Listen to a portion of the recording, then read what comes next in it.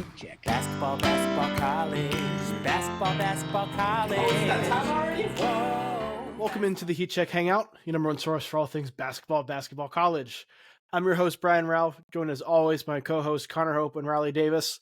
Back today to play a little buy and sell. And we've identified 10 teams from across the country that have either been outperforming expectations or underperforming expectations.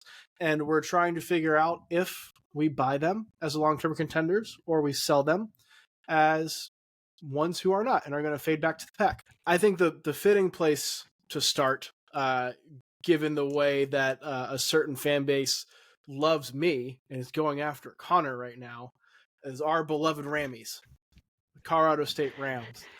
Undefeated, highest ranking in school history right now. Pretty big wins, including a 21-point blowout win over Creighton, who they should absolutely be ranked higher than, considering they beat them by 21 points, Connor. So, guys, looking forward, are we buying Colorado State as a contender? Connor, I'll start with you. Depends on what you mean by contender. I am buying Colorado State as a second weekend team. I think they have top 3 point guard in the country. Point guards Easily. win in March. I think they can score with any team in the country. I'm still worried about their defense. I know that they, quote unquote, held Creighton to, 48 points? Let's be honest. Baylor Shireman and Trey Alexander shot themselves out of that game. Hey, Colorado State didn't shoot that well either in that game. It's not like they were lights out. Yeah, but when Creighton hasn't had a game under 35% from 3 and they shoot 20, I'm going with the outlier there. But Colorado State's defense, I think, is where they've struggled this year. I think that comes around. Look, they're not fully healthy right now. They've got a relatively easy schedule for the rest of the non-conference, playing St. Mary's, Loyola Marymount, and then 2 non-D1 schools. Their toughest game might be their first game of the season because they will still be without Josiah Strong for that game against New Mexico. And New Mexico's another team. Like, New Mexico's a team that can get hot and beat them. San Diego's a team that I think has the defense to stop them. Do I think they are the favorites to win the Mountain West? They're probably tied right now still with San Diego State for me. But certainly a second weekend team, and a team that if they can get through the January with maybe one loss, you're looking at a team that can compete for a protected seed in the tournament. It's pretty bold.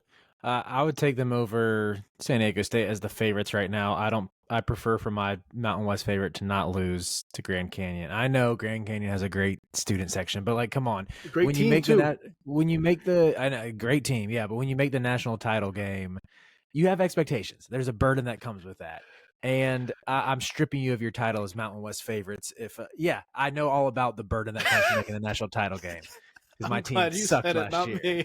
I saw your face and I was like, yeah, I've witnessed this firsthand. UNC deserved to get clowned last year. San Diego State deserves to get clowned for losing at Grand Canyon and for squeaking by UC San Diego. Give me the Rammies in the Mountain West. That's fair. That's fair enough. I know, Riley, you've got a little something for Colorado State. So what's our little factoid here? Yeah, here's it's less of I called it a factoid, but it's more so like, do you buy this specific caveat? So we're talking generally these teams, what we like about them, what we don't like about them, and then I'll close it with, do you buy this claim? Okay. So this Colorado State team will be better than the 2022 rendition with David Roddy. And we can choose to measure this criteria by any way. The first thing I had in my mind was they go further in the NCAA tournament and they finish with a higher KenPom rank. Oh, absolutely. I buy that. Yeah. They're not going to lose in the first round again. And that Roddy team really shouldn't have lost in the first round. Frankie Collins just played the only good half of basketball he played for Michigan in the second half of that game. But I digress. I think probably the peak of that Roddy team may be higher. But this team is playing at a really high level really consistently. And that other team didn't do that as much. Yeah, it's really fascinating. Even looking like this time 2 years ago, Colorado State was still a fringe top 40 team on like per Kim Palm's metrics, whereas this year they're already in the top 25. They're 24th right now, so they're well ahead of schedule on that end as far as if you want to use that as a measuring stick. In some ways, it doesn't make sense to me how like David Roddy was a first round pick. Like all good. They shouldn't be better without him, but I guess Isaiah Stevens has really just ascended to that level to where I think they get farther in the tournament. I think they make it out of I think they at least win a game. But it still sort of puts my brain in a pretzel how a team with David Roddy wasn't able to get one of them, you know? Yeah, it was the Michigan playing with house money. And you just kind of learn to not bet against house money teams, whether it's Michigan or UCLA or Syracuse in their first game in the tournament. And this team, I'm buying them. But I do think there is an argument to be made that their run of 3 consecutive games against top 60 teams might just look better on paper than it will right now than it will at the end of the year, because Colorado hasn't been quite as good as I thought they would be. Creighton has been significantly better in every single game that they've played than that game. Like, and they did everything to make Trey Alexander's life hell, but I don't know. There was something off about Creighton in that game that I think you can point to, and Colorado State was off too. But Colorado State's not a defense that holds this Creighton offense to 48 points in 9 out of 10 games. And then Washington is alternating wins and losses, and it just so happened that it was their turn to lose when they faced Colorado State. So, so I'm buying them, but I can see where we could be looking at the end of the year. Colorado State's in the tournament, but maybe they're like a 9, 10, 11 seed. And we're looking at that 3-game run and going, okay, well, Colorado's not in the tournament. Washington's not in the tournament. And Creighton's played unbelievable basketball in every single game except for that one. We'll see. I do think there's something to be said for Colorado State, the system that Nico Medved has in place, and right now they're playing it as well as they have in terms of constantly having 5 guys on the court who can all dribble, pass, and shoot from anywhere on the court, and they're making things difficult on opponents. I think their depth is probably stronger than it was during those Roddy years, and I think that Roddy team should have won a game or two at the very least. Didn't. I think the ball probably bounces Colorado State's way this time. We're going to stick on the West Coast with a team that was in the Mountain West once upon a time, now in the Big 12. Your number 1 net ranked BYU Cougars. Are we buying BYU as, let's just say, a team that can compete at the top of the Big 12? No. I already said I'm out on San Diego State, and that's sort of their flagship win right now. I didn't watch the game against NC State. I guess that's their second best win. I know NC State fans were complaining a lot about the refs, which they do regardless, but maybe there was some chicanery in that game that led to a close, led to them maybe sneaking out with a win they shouldn't have gotten. I'll touch on it a little bit more when we get to my claim to buy or sell specifically, but as a whole, I'm not really buying them. Connor, are we buying or selling? I'm selling. San Diego State, I think, is better than what they were at the beginning of the year, but remember, they were bad at the beginning of the year. They struggled, and they've struggled recently too. And it was a home game for BYU. BYU did almost get a double-digit win, but who knows when Fus Traore is going to come back from his knee surgery. They say day to day, but I don't know if I necessarily fully buy that. And this is the same exact team that finished 6th in the WCC last year. The same exact team. Like every player that's contributing to this BYU team was on the BYU team last year that finished 5th or 6th in the WCC. And I'm not going to buy in yet to a complete 180 that lasts through Big 12 play. I'm just not, because yes, Gonzaga's would be good regardless of what conference they were in, but a team that's going to finish 6th in that conference is not competing for a Big 12 title. I'm sorry. Okay, don't show some respect to Trevin Nell. I feel like I might have even heard him called Trevin Cannell before. He's been there for forever, and he was on a Latter-day Saints mission last year, presumably. He's back. He's having a great year. You know, maybe he elevates them. But I think Jackson Robinson at least deserves a shout. Like, he's doubled his point production from last year. Like, I wouldn't say I'm in on BYU as like a Big 12 contender. I think it would be a shock at this point if they don't at least make the tournament, though, right? No, they'll make the crazy to say tournament. Yeah. They'll make the tournament. But when you're like, we talk about sticky defensive stats. They're playing well defensively. Teams are only shooting 22.5% from 3 against them, and only shooting 61.5% from the line. I think they're a great perimeter defense. I think that 22% rises. I think that 61% rises. And if it does, you're looking at a team that maybe they're not top 10, maybe they're top 30. Mm-hmm. But it's going to happen in Big 12 play, and I would sell BYU before they hit that run. What do you got for us, Riley? Yeah, I mean, Connor kind of just hit on it.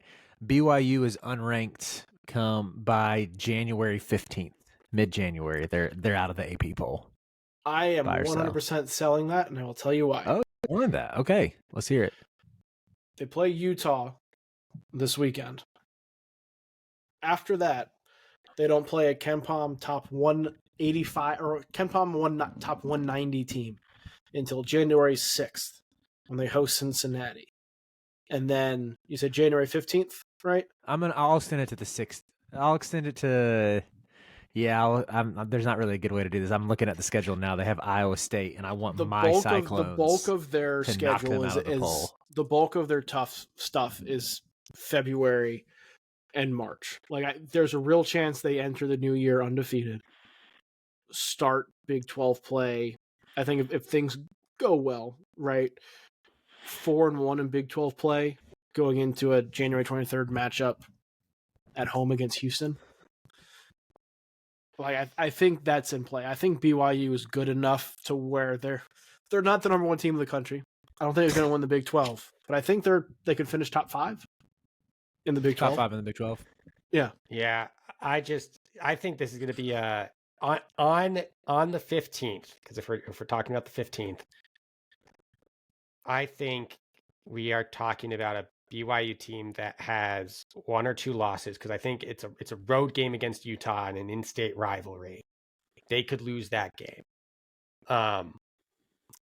I think Baylor runs them out of Waco. And we're talking about a BYU team that might have 1 or 2 losses, but their first real test against the old guard of the Big 12 is like a 15-point loss. Mm-hmm. Well, let's go ahead and get to that Baylor team, because they're another team we wanted to talk about with buy and sell. They've risen up all the preseason polls. I know they were, kind of a mid-pack top 25 team. Some questions about how they would be given the roster turnover this year. I think it's safe to say they've looked the part so far.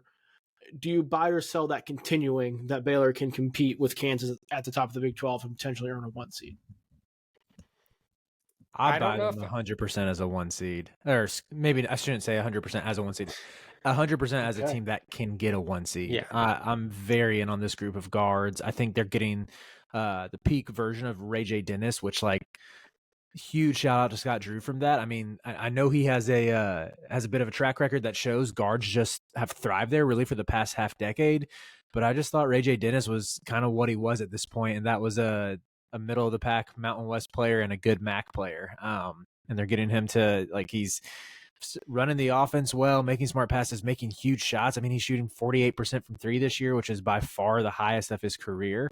And I'm all in on Jacoby Walter as a lottery pick. And I just think, like, you could say maybe there's some questions in the front court more than they've had in years past when they had the consistency of Jonathan Chama, and ever since he had that devastating knee injury, their defense fell off a cliff. But we've seen Yves Missy already show flashes. Like, I still think about how he single-handedly swung that game against Auburn, and he's only going to get better as the year progresses. And by the way, they have the best offense in the country right now. They have the best offense, the best three-point shooting team, one of the best offensive rebounding teams. They're making 52% of their shots and rebounding 40% of their misses, which means 71% of their shots results in a bucket or an offensive rebound. That is insane to me. That's not bad. And their defense, I think, will come around. I don't know if it's necessarily long enough to really be elite, but that offense, if they can continue, and granted, not against the best competition, but we've seen this Baylor team do similar things offensively before. So going off of history, I buy it. I don't know if I buy one seed necessarily, because I do think they hit some snags in Big 12. I mean, Big 12 play, it's a gauntlet. But I think they are neck and neck with Kansas as the best team in the Big 12 right now. Riley, what you got on Baylor? All right. This one is might be my most bold take yet that I'm going to go and I'm about ready to buy this. Baylor doesn't lose a game until February 10th in Fog Allen Fieldhouse. I'll give you time to pull up their schedule and see what you think. I'm looking at their schedule right now. I'm going to sell it. I will buy that as a possibility. I don't think that'll happen because just the way the Big 12 is and how good teams are, I would not be surprised if there are a couple slip-ups. Excuse me. A couple slip-ups along the way. But it also wouldn't shock me if they went into that undefeated. Go ahead, Connor. I'm going to sell it. You've got semi away against Michigan State, a neutral against Duke, and an away game against Texas. All three teams have underperformed so far, but all three teams are talented. And those are three games that are played away from home or like truly on the road. And I think Baylor probably slips up in one of those games. I don't know which one. Probably Texas, but I don't think they're undefeated going into Fog Allen. Yeah. I think the case against that would be when you look at a team like Auburn and a team like Florida, who gave them real scares on neutral courts. Was really impressed with the way Florida hung around that game. They fell behind, I want to say double digits sort of early, and were able to cut the lead pretty close in the second half.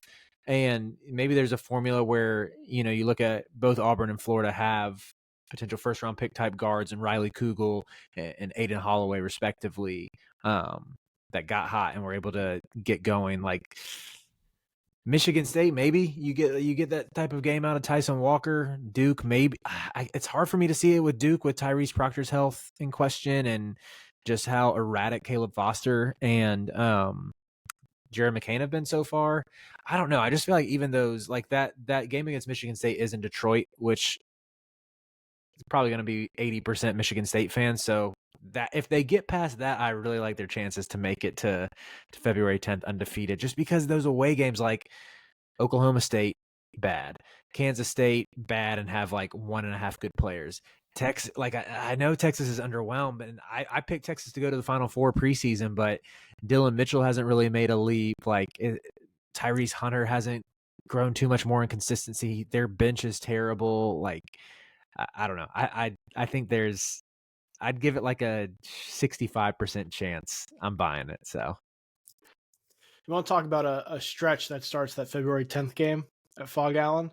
A 5-game stretch. They go at Fog Allen, home against Oklahoma, away at West Virginia, and then at BYU, and then Houston at home. Brutal stretch. And then they got to go away to TCU, and TCU's good. Yeah. And then they get Kansas at home. Yeah. Yep. Like that's a Big 12 stretch if there ever was one. Partially because Oklahoma is another team. on our buy or sell list. The Sooners are undefeated right now under Porter Moser. A surprise, certainly, that they're in this position, Connor. As you take a look at Oklahoma, are you buying them as, let's say, a top 25 team? As a top 25 team, I think so. I'll probably like hold on Oklahoma. I don't know what I feel about them because you look at their wins. Iowa, they only put up 79 points on Iowa. Every other team in the country put up 85 or more on Iowa. You just had Iowa State. What was the final score of that Iowa State game? Iowa State was looking like Purdue offensively through that first half of the game. So I'm gonna hold on Oklahoma because you also have USC, who I think gets better over the course of the year, but Isaiah Collier's been hot and cold during he had 6 turnovers, I think, in that game or something like that. And then I also don't really know what to think of Providence, and those are their 3 best wins. Defense has looked incredible. Offense doesn't quite shoot well enough to really be a true contender from deep. But as a top 25 team and a team that could make, a second round or even a Sweet 16, I'll buy into them as a contender to go that far. Riley, what do you think? I buy them as a top 25 team. Yeah, I think they're getting. I mean, I feel like even how the offenses perform so well will fluctuate. Like they've gotten a lot of good. I'd say like the best out of JV McCollum, about as well as you can hope for a MAC up transfer. I thought he looked really good against Providence, like beating his man off the bounce, getting buckets, hitting shots. Like kind of did everything that you would want him to do. And I know I'm not completely in on Providence. I still think they have some question marks, but you would think between Devin Carter and Garway Dual, you have 2 high level defenders that theoretically could have slowed him down a little bit. Still was able to drop 19 points on them and 4 assists. But yeah, I think the defense is what sticks out the most. Like they just play so hard. There's a couple plays in that Providence game where they got guys like soaring above the rim for chase down blocks, and they're physical, and yeah, that I think will translate even as they get into the heart of Big 12 play. Yeah, I agree. I think they're a fringe top 25 team. I think they'll stay that way. They may fluctuate in and out depending on when they get to hard weeks in their schedule and whatnot. But I think the defense is legitimate. I think what you've seen from McCollum is real. He showed flashes of this at Siena, just couldn't really stay healthy. I think there's a chance he can become like the guy consistently for them.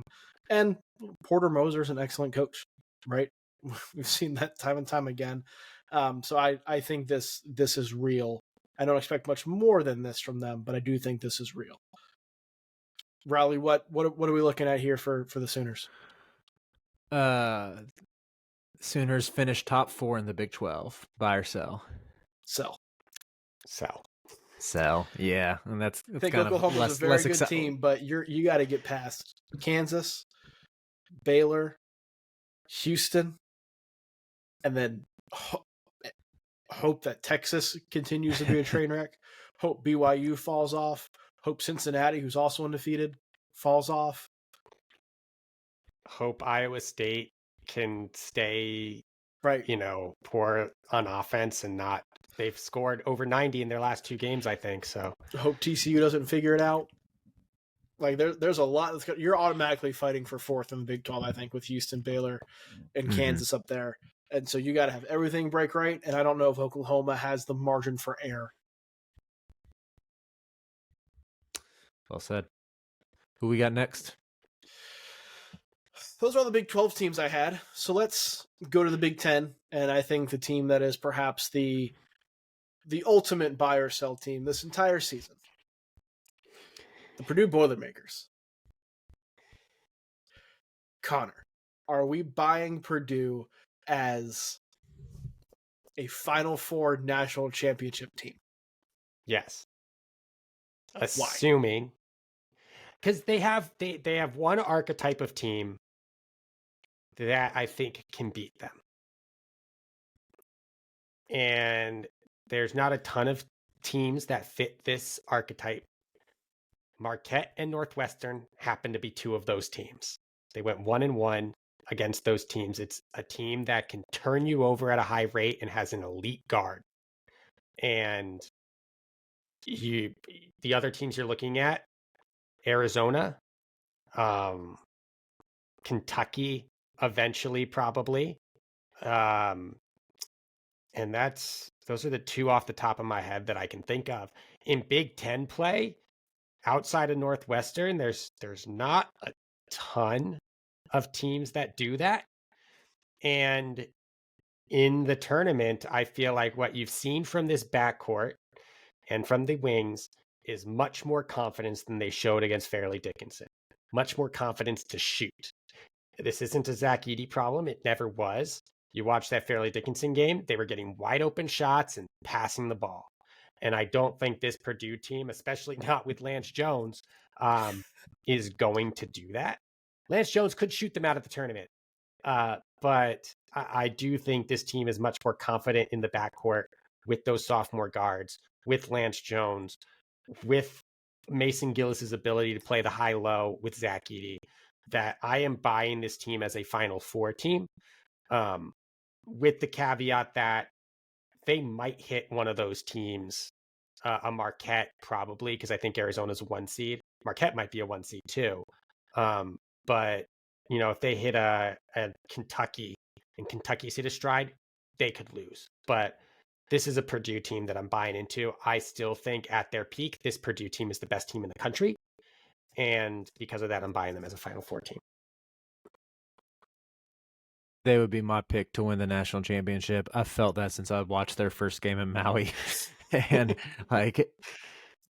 as soon as I saw them really make light work of Gonzaga. I'm sorry, Connor. I know Gonzaga sort of kept it a little bit close. Even that game against Xavier, you saw the ways that the guards could take over in the second half. I know they had that scare in Welsh Ryan Arena, which is all of a sudden a house of horrors for them, and Braden Smith had 6 turnovers. But I love how well the pieces fit together. I love that there's a precedent that's been set of Virginia winning the title after losing to a 16 seed. That sort of adds to the mysticism of it.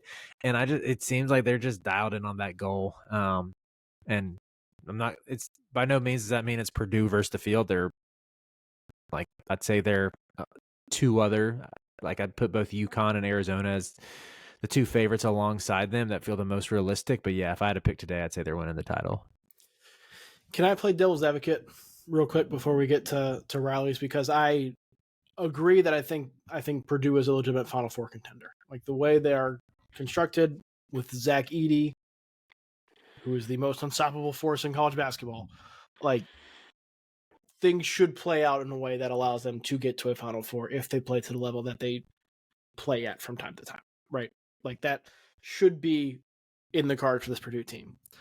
However, I am not convinced they're all that different from last year's team. Reason being, and I'm just going to go through some results here for Purdue. Samford, Morehead State won by a lot. You should. Xavier, they didn't really put Xavier away. They held a comfortable lead the whole game and kept him at arm's length, but Xavier was in that game for the most part. Same Xavier team that has losses to Oakland and Delaware. That's fair. Didn't blow them out. Beat Gonzaga was certainly a good win. I think the jury's still out on how good Gonzaga is exactly. We know it's a good win. We don't know it's a great win, but we know it's a good win. The Tennessee win, there were 8 million fouls called in that game. There was no flow. I think if there was flow, there's a chance it turns out another way. Purdue probably wins that game 7 times out of 10, 6 times out of 10. But that's not I think that game you kind of throw in the basket. The first half they played against Marquette is, I think, the best I've seen Purdue play during the stretch, going back to the end of last season. But then they almost blew it. They almost blew that lead in the second half. And if you remember Purdue falling apart down the stretch last season in February, and particularly in the Big Ten tournament, they had these huge leads and could not keep them. They would fall apart in the second half. And that was a game that they showed that again with a team that had a really good guard and pressured you on the perimeter. Mm-hmm. Texas Southern, whatever. Northwestern, team with really good guards, team with athletic guards that can beat you off the dribble, create their own shot, you lose. And then you handle Iowa because everyone's handling Iowa right now. Like Purdue's a good team. I think there's no debating Purdue is a good team. I just don't think they're that much different from last year. And that's not to say they're going to lose in the first round again, because I don't think that at all. I didn't think last year's team was going to. Like, I think that was a bit of an aberration. But I think some of the issues are still there. I think some of the issues are still there. I mean, That's I will. fair. You know, the That's 4 fair, but spot. I was Go just ahead, going to say, the 4 spot is still a question where it's like Mason Gillis looks the best alongside Zach Edey, but I don't know if Painter trusts them. I mean, Trey Kaufman-Renn keeps getting the start. Like, they need to figure that out. They need to get more out of Miles Colvin. But I just feel like Edey is on a different level. Maybe it's not even a different level. He's on a different level than anybody on the sport like he was last year. And I think Braden Smith is that good. Like, I know he was bad against Northwestern, but it just seems like he's got highlight reel plays every single game. And he's made that jump. Like, yes, there's still some question marks, but I mean, every team in the country has question marks. And if you look at since like 2018, 2019, something like that, teams that Purdue has that shoot over 35, you talk about this 35, 36% from 3 threshold because it's true. Like, if you can't shoot 36% from 3, you're not going to be a national championship contender. Purdue has made the second weekend every single season they've done it, and has lost in, I believe, the first round every single season they haven't. They're at 39% from 3. I'm buying their shooting. And even if you go back to last year, Rutgers, Northwestern, Fairleigh Dickinson, so half of their losses last year fit that archetype of teams that turn you over. All of them were top 40, I believe, in turnover rate. Fairleigh Dickinson was 38.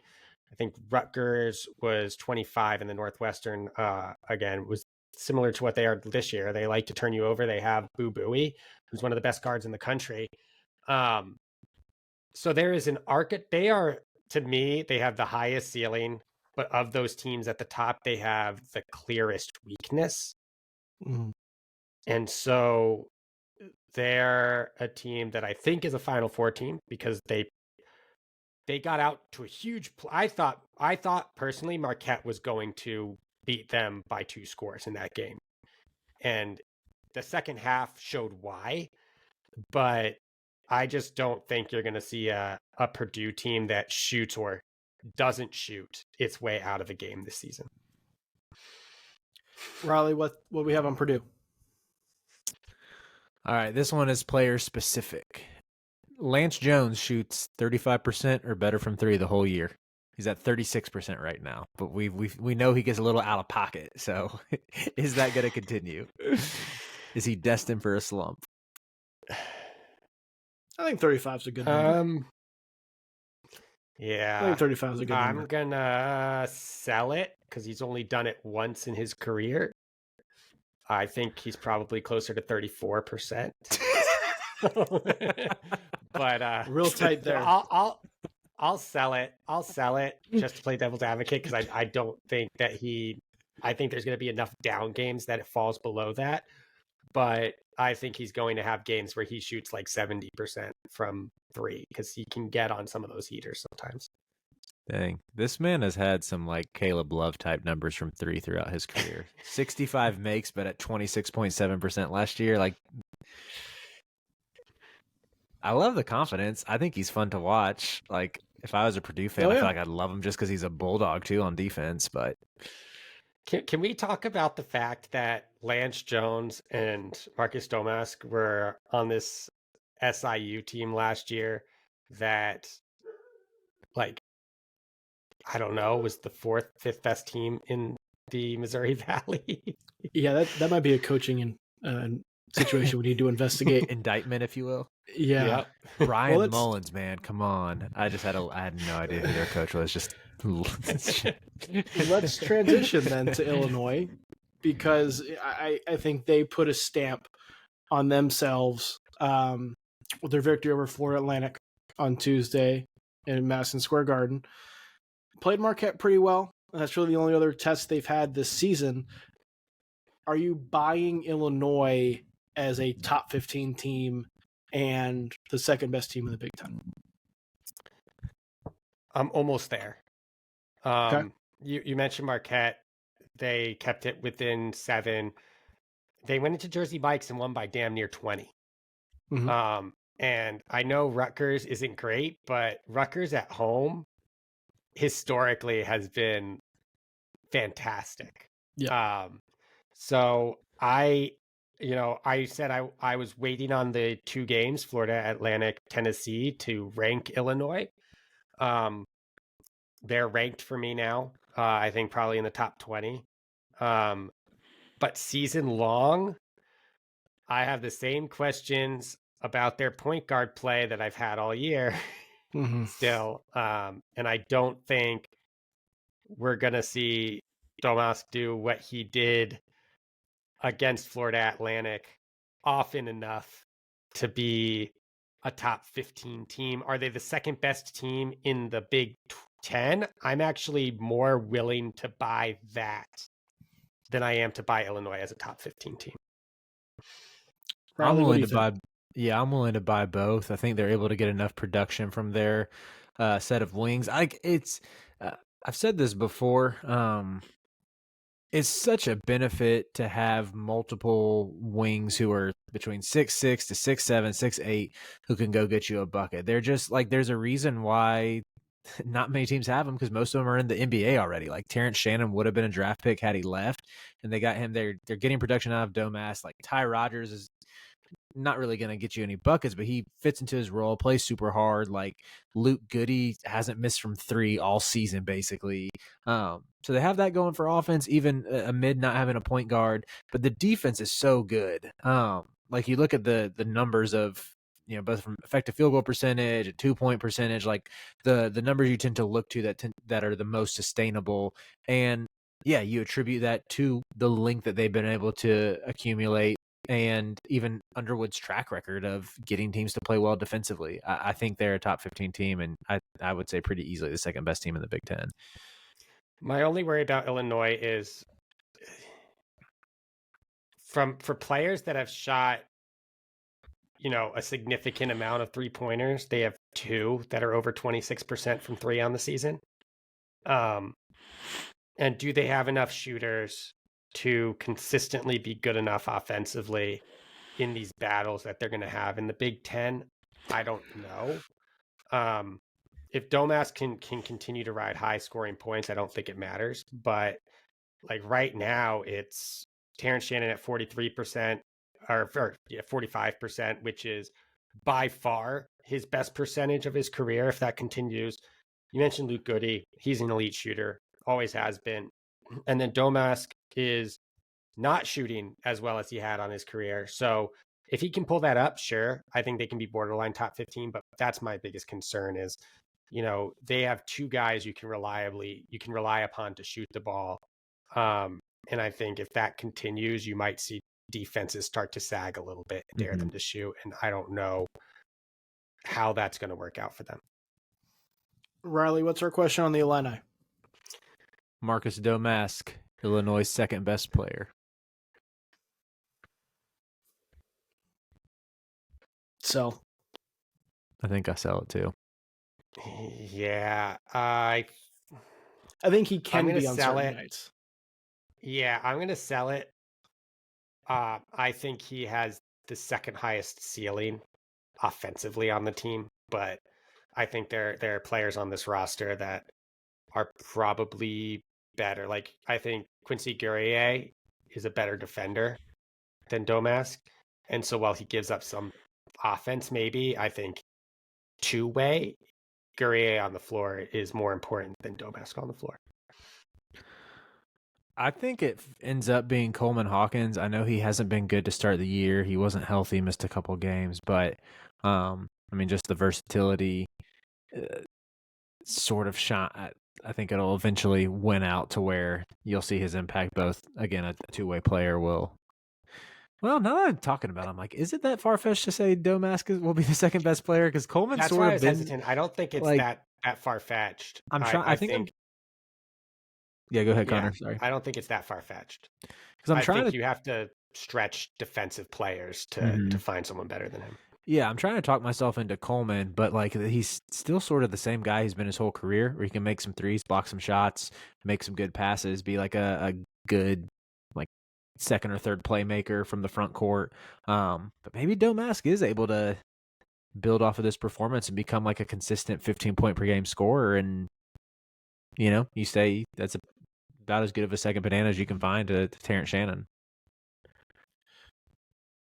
Can Wisconsin get in that mix? The Badgers will be the next team that we're buying or selling as, let's say, second or third best team in the Big Ten on that same level as Illinois. Connor, are you buying Wisconsin as being of that caliber? No. I think they're much better than Riley and I gave them credit for in the preseason. They are not the Rockpot mid Badgers, team. baby. But I still think they rely too much on rebound. Like they rely too much on rebounding on both ends of the floor. Like they teams score really well against them. Wisconsin can't shoot the ball. They rely on a lot of second chance points. They rely on limiting teams second chance opportunities. And they're going to run into an Arizona. They're going to run into a Purdue, like these teams that are really good, really big, like have dominant rebounding bigs on those teams. And if Wisconsin can't control the boards, like, are they really that good? I don't know. I think they are built to compete with Illinois, but I don't think that overall they're on the same level as Illinois or Purdue or any of those other teams. I think I'm with you.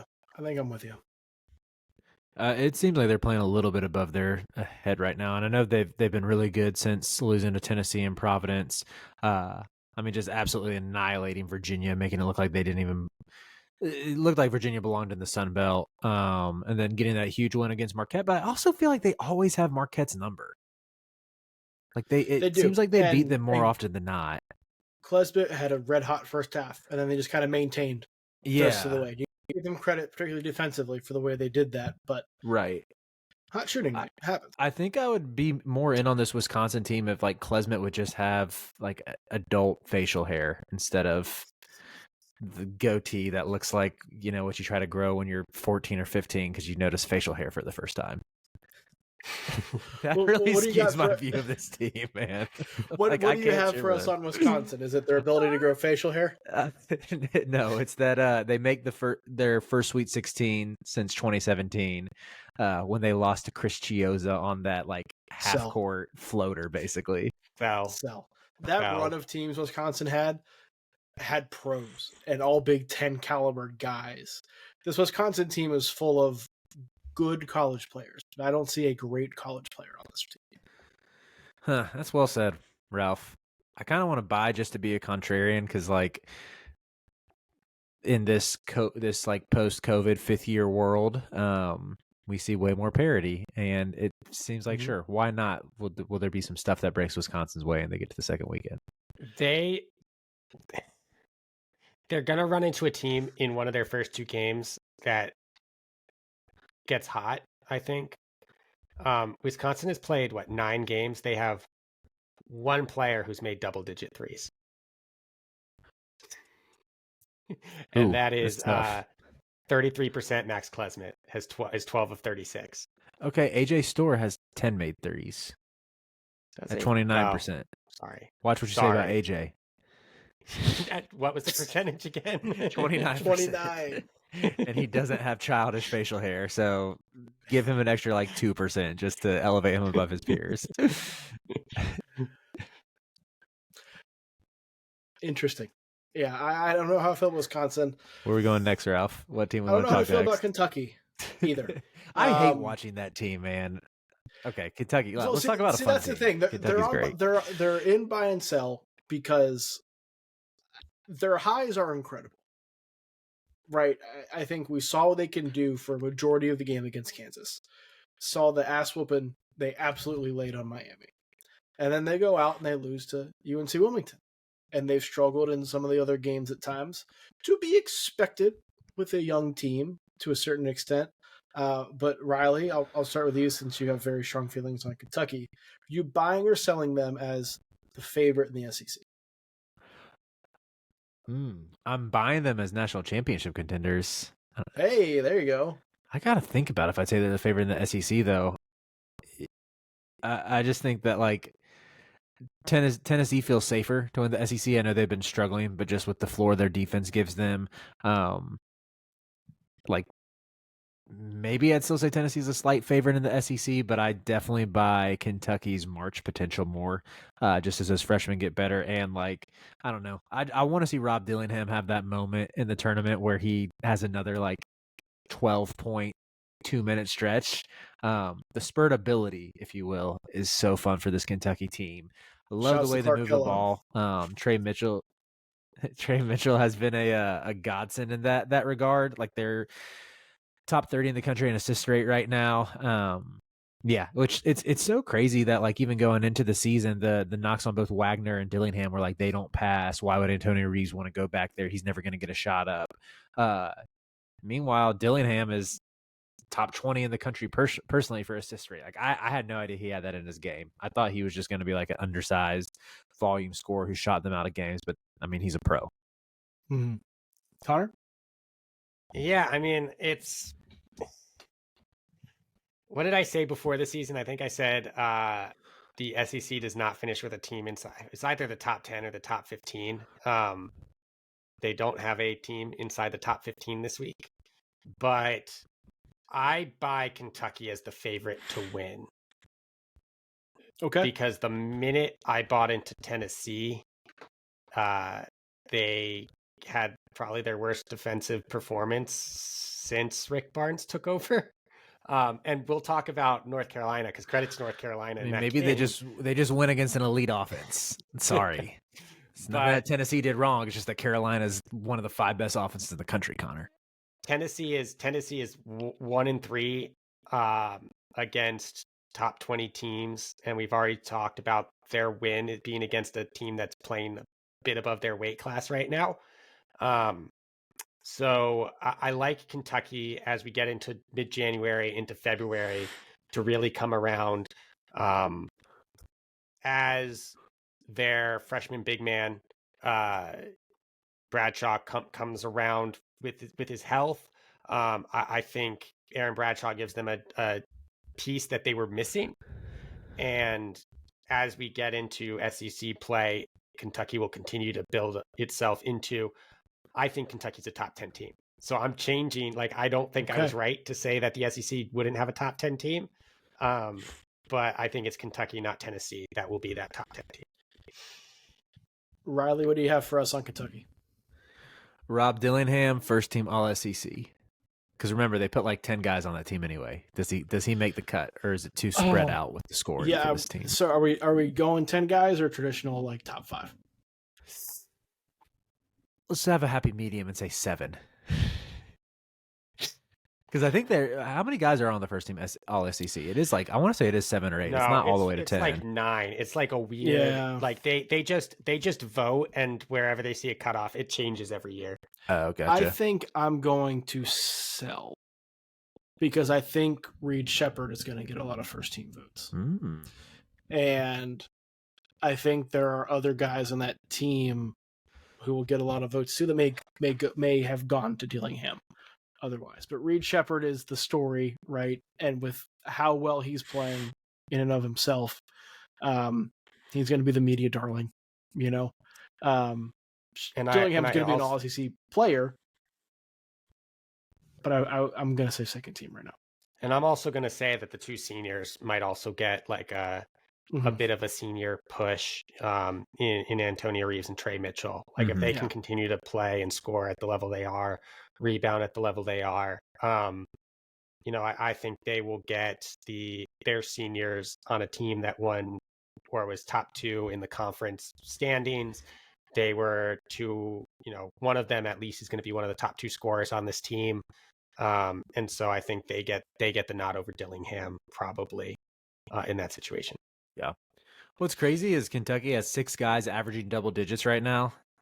Reeves, Mitchell, Shepard, Dillingham, Wagner, Justin Edwards, all over double-digit points. More impressive than that to me, Trey Mitchell, 3.9 assists, Reed Shepard, 3.9 assists, Dillingham, 5.4 assists. Like, I would be really curious, like, when's the last time a power conference team had 3 guys averaging 4 or more assists? That seems rare. And they're second in the country in turnover rate. They don't turn it over. Kentucky's Yeah, good. who knew that John Calipari could coach? What? Riley, you brought up UNC on a couple of occasions now, so let's go to the Tar Heels. Are we buying them as? I think with Duke fading, are they the favorites in the ACC? Yes. Why? I know a good UNC team when I see one, and this team is actually good. I think you want to talk about spurtability. They have that on offense. Multiple games this year where they've just been able to kind of hit a next gear. They had a 22-0 run against Florida State. They started off similarly second half against Northern Iowa. They had a similar run like that down the stretch against Arkansas, where they probably some sort of 10-0 type run.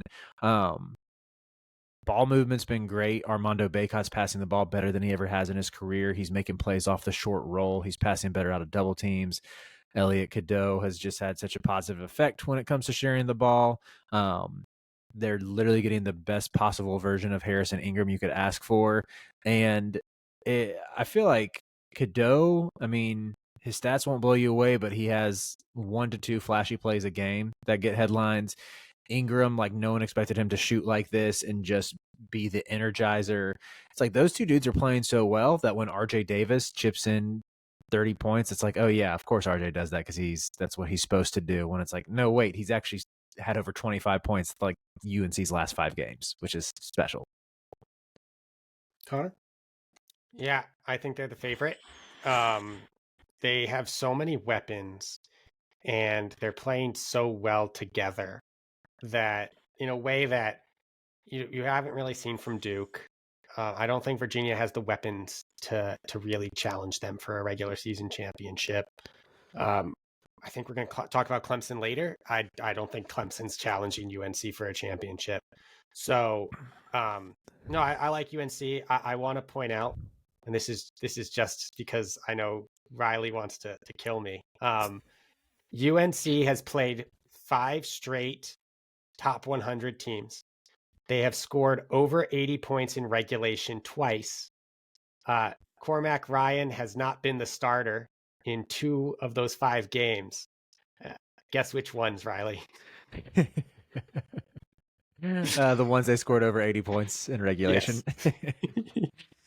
Yeah, Cormac he's in a slump. He needs to find his shot, or else Seth Trimble's gonna take his job. Seth Trimble's been really good for them off the bench. Seth Trimble's been fantastic off the bench. I will say, like, my one point against Carolina being the favorites, for one, they're kind of what I thought they'd be defensively. Actually, probably a little better because they have that press that can create a little bit of havoc. They're switching a ton, and you saw a team like UConn who runs just this gorgeous motion offense with a ton of different sets. The slightest miscommunication, they make you pay for it, and Carolina doesn't have the length or the athleticism to kind of compensate for that, so they have to be really disciplined. I have hope that they'll get more connected on that end as the season goes on, because it's still a ton of new guys who are being worked in.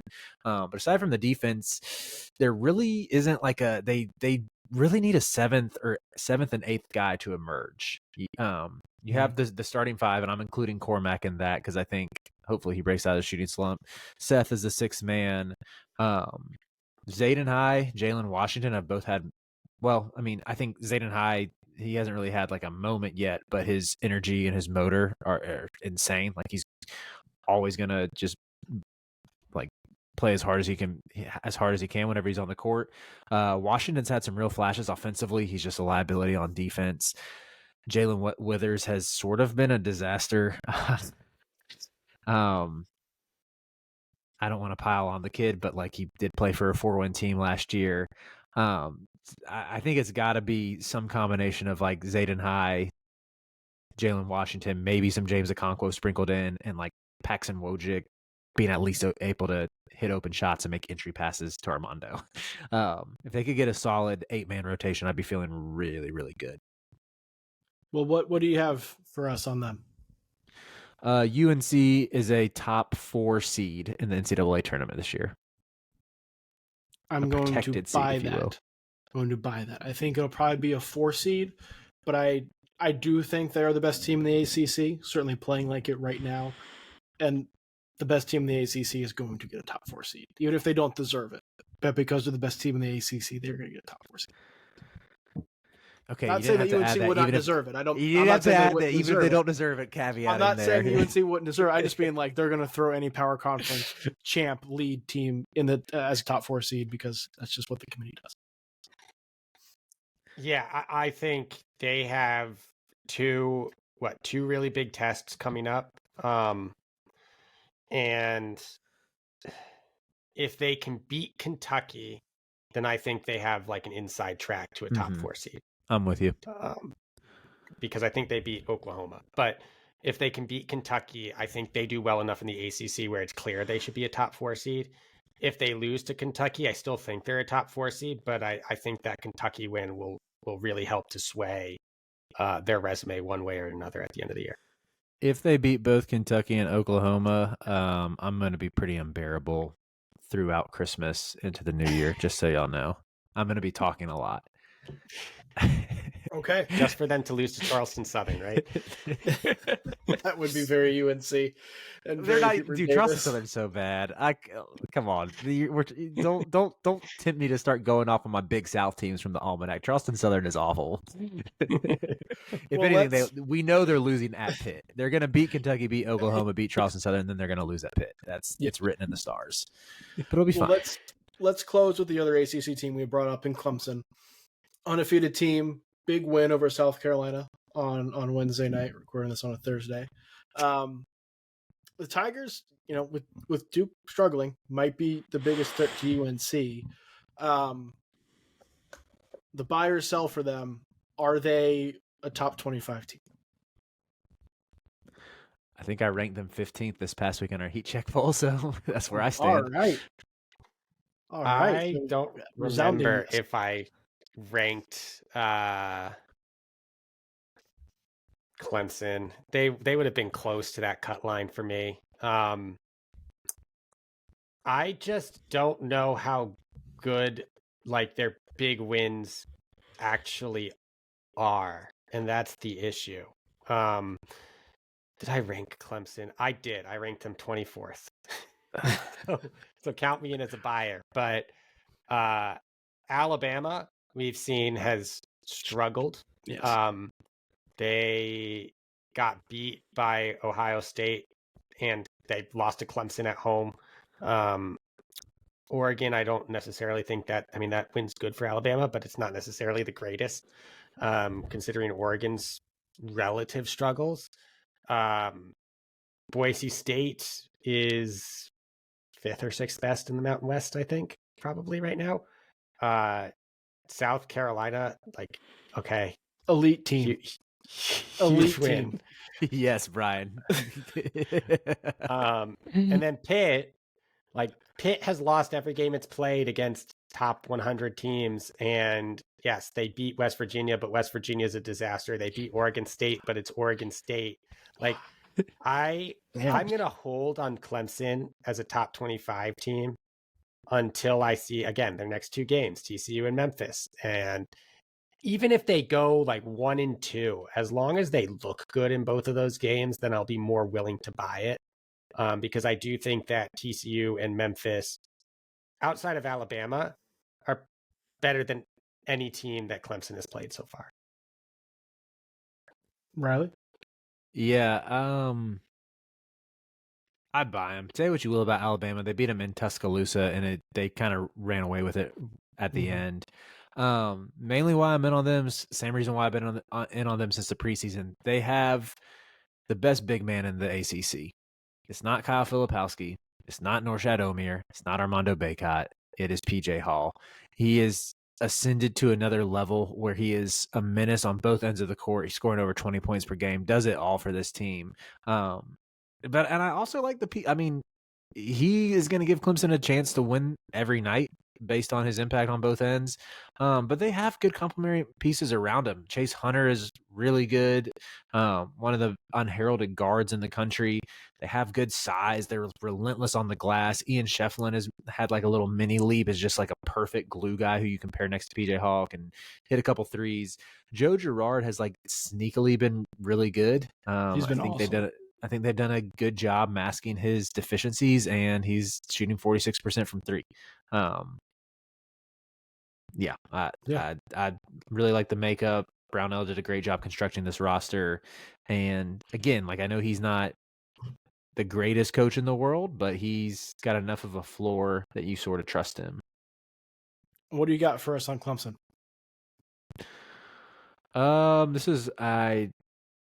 I did not write it down. I don't have a factoid for Clemson. Let me see if I can come up with something. PJ Hall wins ACC Player of the Year. PJ Hall wins ACC Player of the Year. I'm going to sell it just because I know you say that PJ Hall is better than Armando Bacot, but I think Armando Bacot's going to be good enough for a UNC team that pretty clearly wins the ACC. And it's going to be tough to be like, yeah, PJ Hall was better, but Armando Bacot was close to as good for a team that was much better. And has Armando won ACC Player of the Year yet? No, the closest he got was he was the runner-up to Alondas Williams the year Carolina lost in the national championship. He really should have won that year. I'm sorry, Alondas, but I'm not. I will buy it for PJ Hall if Clemson wins the ACC. I think that's a slam dunk. But if Clemson does not win, I am selling it because this is going to be an Armando Bacot now holds all of our records. See, I just think what works against Armando is, RJ Davis is leading the team in scoring. There's a big contingent of Carolina fans who say Harrison Ingram is their best player. How does ACC Player of the Year voting work, though? I think coaches can only nominate one player. Mm-hmm. And so you're only eligible to work. And so you think Davis is going to get the nomination? Like, I think it's going to be Armando. That's fair. No matter what Davis does offensively, I think it's going to be Armando that gets that nom. Yeah, like Armando is a great player and is going to put up good numbers all season, but this is also going to be like a lifetime achievement at work. Yeah, they might. I wouldn't complain. I'd be happy for Armando if he got it. I just think that if Clemson finishes second in the ACC and PJ Hall is averaging 20 points, 8 boards, 2 assists, and 2 or 3 blocks a game, he might get it if Armando's only averaging 15 while RJ Davis is scoring 18 and Harrison Ingram scoring 14, Yeah, maybe. Maybe. Well, that'll do it for this episode of the Heat Check Hangout, your number one source for all things basketball college. Appreciate you guys listening and following along wherever you get your podcasts. If you're listening or on YouTube, wherever you're at, make sure you like, subscribe, leave 5 stars, do all those things that every other podcast tells you to do because it does matter and it does help. We'll be back soon with our Final Four draft. It's going to be about that time. So it's be our 3rd annual draft where we pick teams to make the Final Four. So make sure you tune back in for that. For our co-host Connor Hope, I'm Riley Davis. I'm Brian Ralph. Talk to you again next time. Basketball college. Basketball college. Oh, is that time already? Whoa, basketball college. Basketball college. Basketball college.